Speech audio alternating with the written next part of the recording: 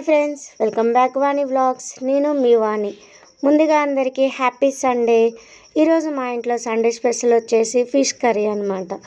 So fish curry సింపుల్గా bachelors అయినా కొత్తగా నేర్చుకునే వాళ్ళైనా సో ఏ విధంగా తయారు చేయాలో టేస్టీగా సింపుల్గా క్విక్గా ఏ విధంగా చేయాలో నేను ఈ వీడియోలో చూపించబోతున్నాను అనమాట. సో ఫిష్ కర్రీని చాలా రకాలుగా అయితే చేస్తూ ఉంటారు. నేనైతే సింపుల్గా అయితే ఈ విధంగా చేసి చూపిస్తాను, చూడండి స్కిప్ చేయకుండా. అండ్ ఫస్ట్ అయితే 2 కేజీల ఫిష్ అయితే తీసుకున్నాను. అవైతే శుభ్రంగా కడిగి పెట్టేసుకున్నాను.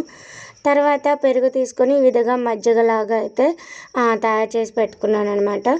సో మనం ముందుగా శుభ్రంగా కడిగి పెట్టుకున్న ఫిష్ ఉన్నాయి కదా, వాటిలో ఈ మజ్జిగ అనేది మొత్తం మునిగేలాగా ఈ విధంగా పోసుకొని పక్కనైతే పెట్టుకోవాలన్నమాట. ఒక 1/2 అవర్ వరకు అయితే ఈ విధంగా ఉంటే సరిపోతుంది, ఎందుకంటే స్మెల్ రాకుండా ఉంటుంది అనమాట. సో ఇందులో కావాల్సినవి వచ్చేసి onion paste, tomato paste and కొద్దిగా చింతపండు పులుసు, కొద్దిగా అల్లం వెల్లుల్లి పేస్ట్ అండ్ పచ్చిమిర్చి అండ్ జీలకర్ర నేను రోలులో దంచాను ఫ్రెండ్స్.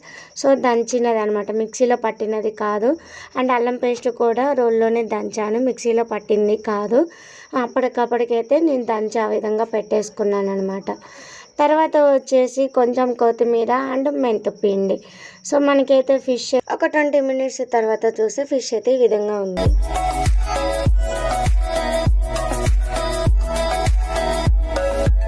ఏమేం కావాలో చూసాం కదా. సో ఇప్పుడైతే కర్రీ స్టార్ట్ చేసేద్దాం ఫ్రెండ్స్.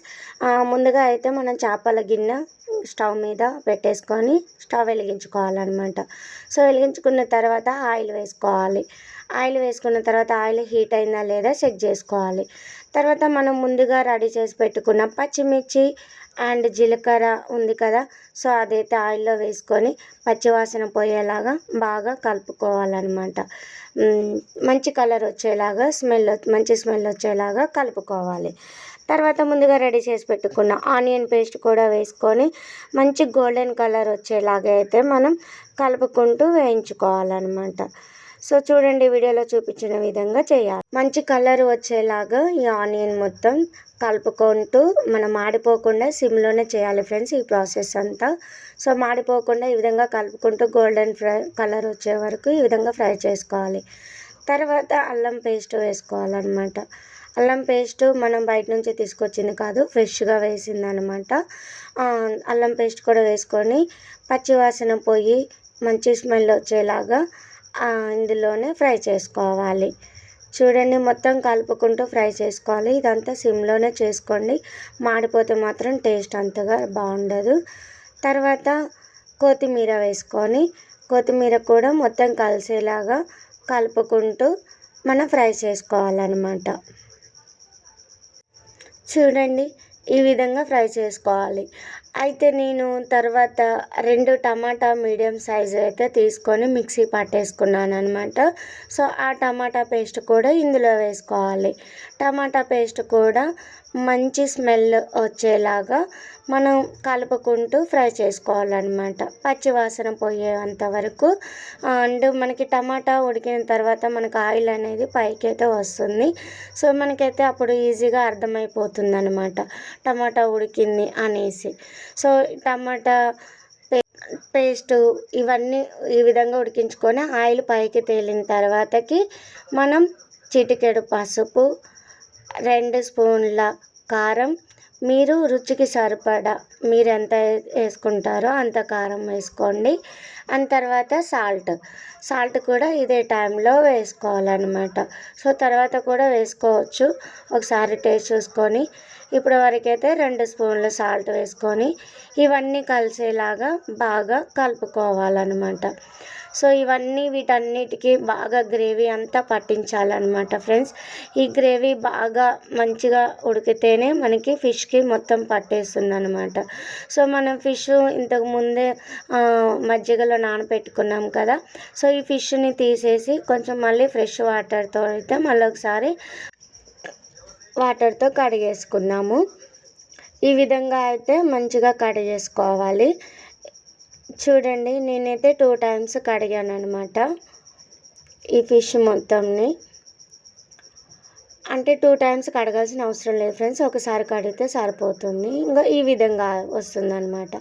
తర్వాత మనం ముందుగా రెడీ చేసి పెట్టుకున్న ఆనియన్ గ్రేవీ మసాలా ఉంది కదా, సో వీటికైతే మనం ఇప్పుడు ఇందులో ఈ ఫిష్ని మొత్తంని వేసుకోవాలన్నమాట. ఒకసారి కలిపేసుకొని తర్వాత మనం మంచిగా కడిగి పెట్టేసుకున్న ఫిష్ని అయితే ఇందులో వేసేసుకోవాలి. చూడండి, వీడియోలో చూపించిన విధంగా వేయండి. మొదటిసారి మన ఛానల్ని చూస్తున్నట్టయితే ప్లీజ్ లైక్ చేయండి, షేర్ చేయండి, సబ్స్క్రైబ్ చేయండి ఫ్రెండ్స్.